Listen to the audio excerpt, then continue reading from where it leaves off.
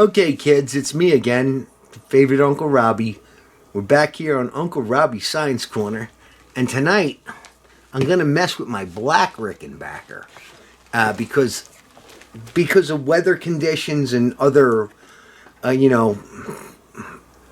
uncontrollable elements that this world throws at us.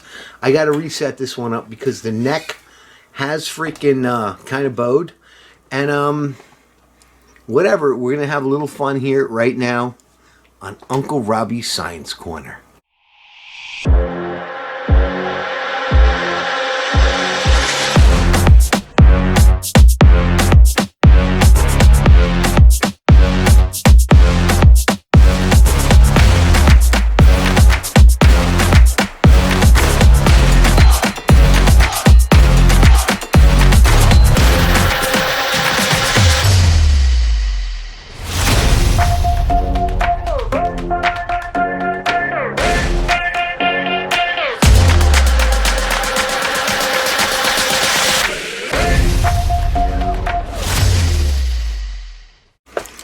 Okay, guys, well, I'm sitting here with my favorite black Rick, and this is my favorite one. This is the stock Rickenbacker, minus the hip shot bridge, because Rickenbacker bridges suck, and the first thing you need to do when you get a Rickenbacker is take the bridge off, throw it away, and order a hip shot bridge.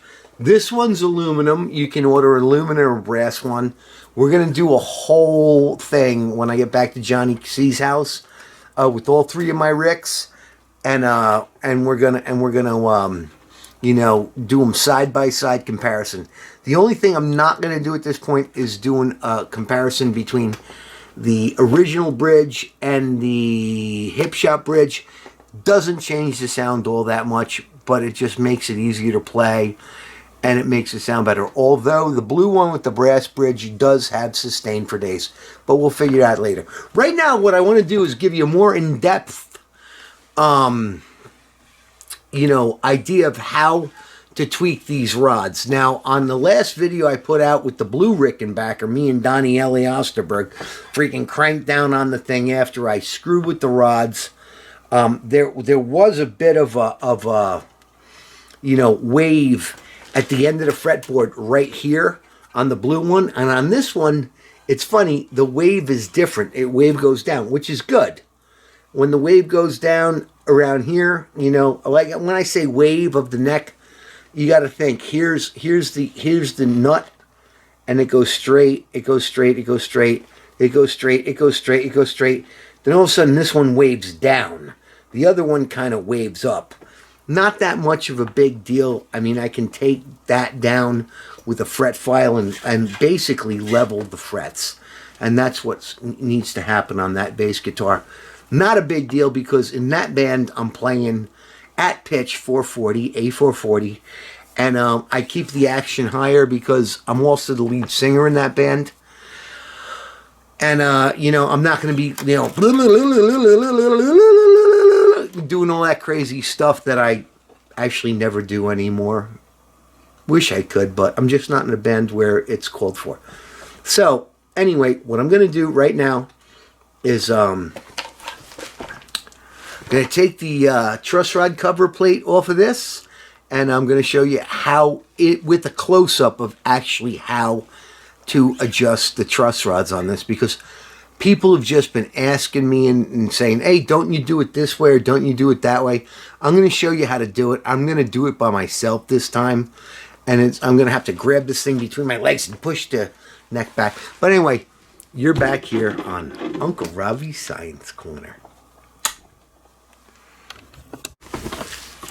Okay, kids, so the first thing we have to do is remove the screws. So let me just focus this down here, okay?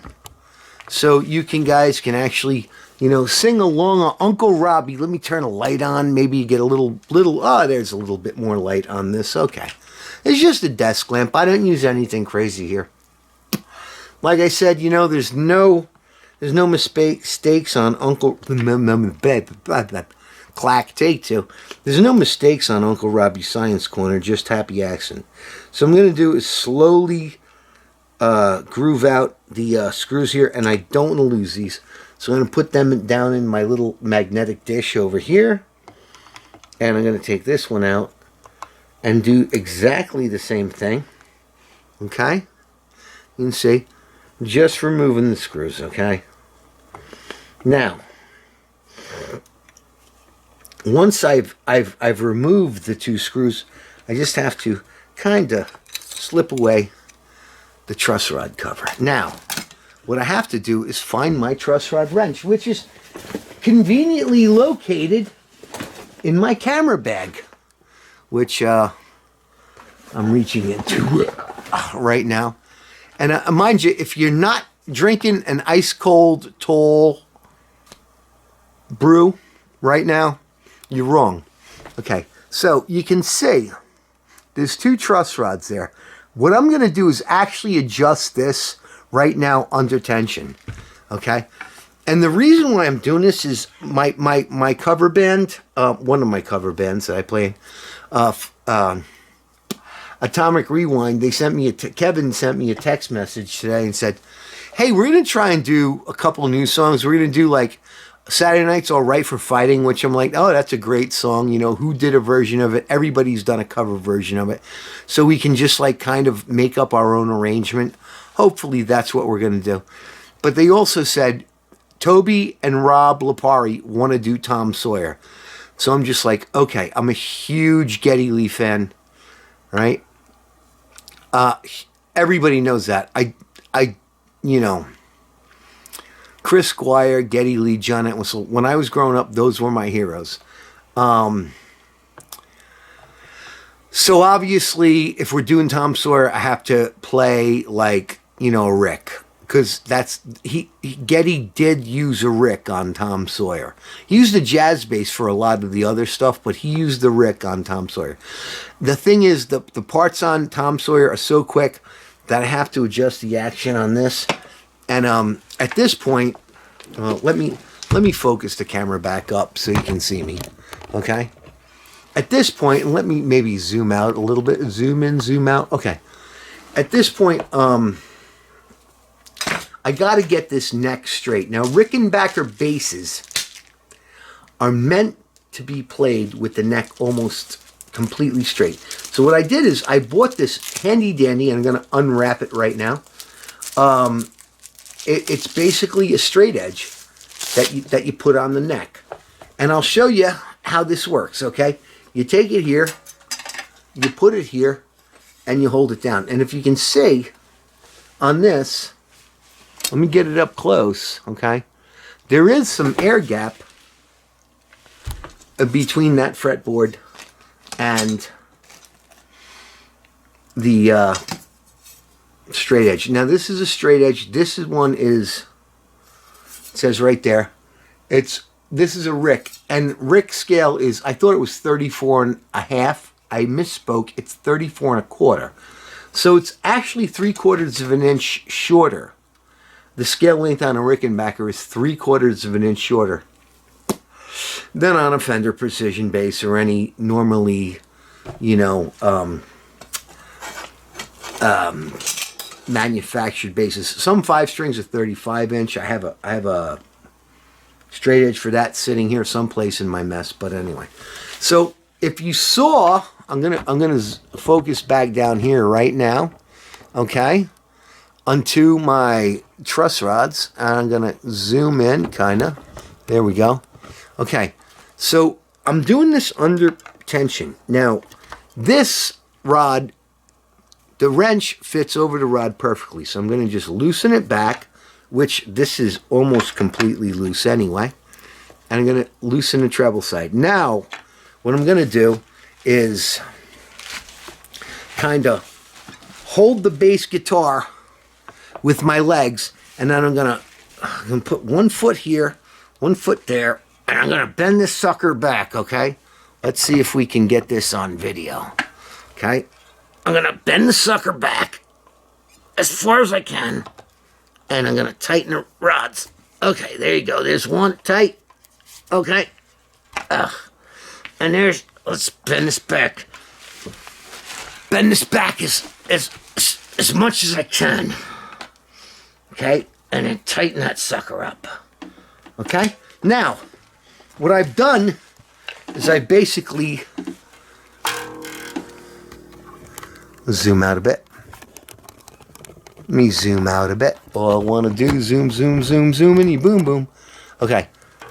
What I've done is basically bent this back.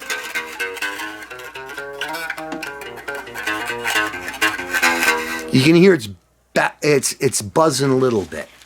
So what we do then is we just take this and we loosen it just a wee bit.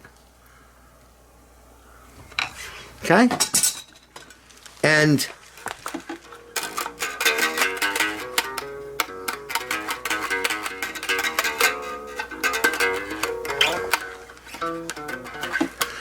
you hear a little buzz in here. That's because I got to adjust my saddles.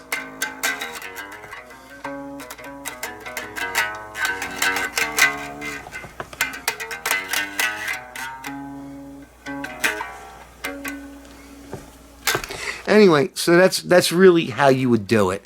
You can do it by yourself. You just need the correct wrench, and then you need the correct wrench to here to do the string height and all that. But right now, this thing is pretty much straight, and that's why we get the old Rickenbacker straight edge out. And you can, if you see right now, there's no gap between that and the fretboard. And we could tweak it maybe one little hair back and forth, but why bother? This thing's doing great. So they want me to learn this part.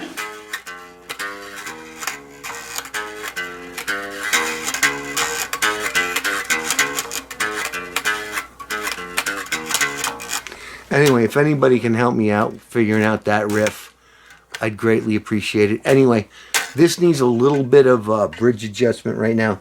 Not a big thing adjusting a Rickenbacker truss rod. Trust me. This thing is as straight as I'm ever going to freaking get it. Great thing about this, it's made by Neck Check. You can buy these on eBay. They're about 25 bucks. It's a great thing to have. This one is especially made for the scale of a Rick. And, you know, it's dead on. And if you want to check it on the back end, you just put that there across the frets. And they'll tell you if your frets are level or not. I got a little bit, maybe a 64th of an inch between the center of this and the straight edge, between the frets and the straight edge. Gotta tell you, Rickenbacker necks are meant to be kept completely straight. Not like a Fender, not even like my Alembic where there's a little bit of a boat. These things need to be completely straight. And once you do that, you're never going to be disappointed with your Rickenbacker. These are the most beautiful instruments I own. They're cool looking. They feel great. They suck. They're hard to work on. But once you get them tweaked out and set up correctly, they're freaking great. And believe me, these stock Rick pickups, they're no slouches. I mean, they sound great when you're recording through an amp, if you're in a studio environment. This is a bass you want to have if you're trying to get that old, like, you know, 60s Beatlesque, even like, you know, something like Dukes of the Stratosphere or Space Hog or something like that. This is what you want. Bridge, you got to change. Rickenbacker bridges suck. There's no getting around them. I wish Rickenbacker would just stop making their bridges and just start buying their bridges from Hipshot. And I just sent an email to one of my buddies who left me a comment on one of my last Rick videos. I wish Rickenbacker would let us just buy the bodies and the neck stripped, and then we could just build it up the way we want to build it up. Kind of like building a bear at Build Your Bear Workshop. I don't know if any of you got kids. I have kids. I got one kid. And I took him to Build-A-Bear a few times, and we built theirs. And, you know, that's the way I think Rickenbacker should be, doing like a Build-A-Bear Workshop type of thing. Anyway, guys, that's how you adjust the Rick neck. This thing is now Let's see if I can figure it out. Is that how it goes?